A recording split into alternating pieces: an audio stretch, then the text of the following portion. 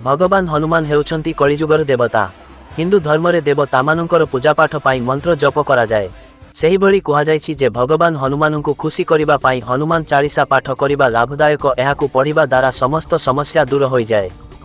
गोस्वामी तुलसीदास अंक द्वारा लिखित हनुमान चालीसांक पाठ अत्यंत लाभदायक, किंतु जदि आपण एहार किछि पदकु नियमित जप करंती तेबे एहा बहुत लाभदायक हेबो।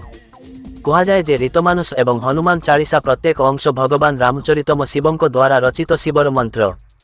अनेक लोक हनुमान चालीसा को केवल द्वारा पाठ करती किंतु एहार अर्थ बुझिबाकू असमर्थ होइथांती। जदि आपण एहार अर्थ बुझंती तेबे आपण निकटरे पवनपुत्रंकु पाई पारिबे। तेणु हनुमान चालीसा को भक्ति सहित एवं अर्थपूर्ण भावरे पढ़िबा उचित।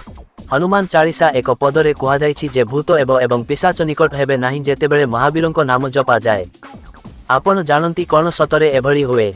हनुमान चालीसार एही चौपाई बहुत जोगी जेउमाने अज्ञातर भय द्वारा भयभीत हुअंती किंबा हंतसंत हुअंती सेमाने एही चौपाई को नियमित जप करिबा।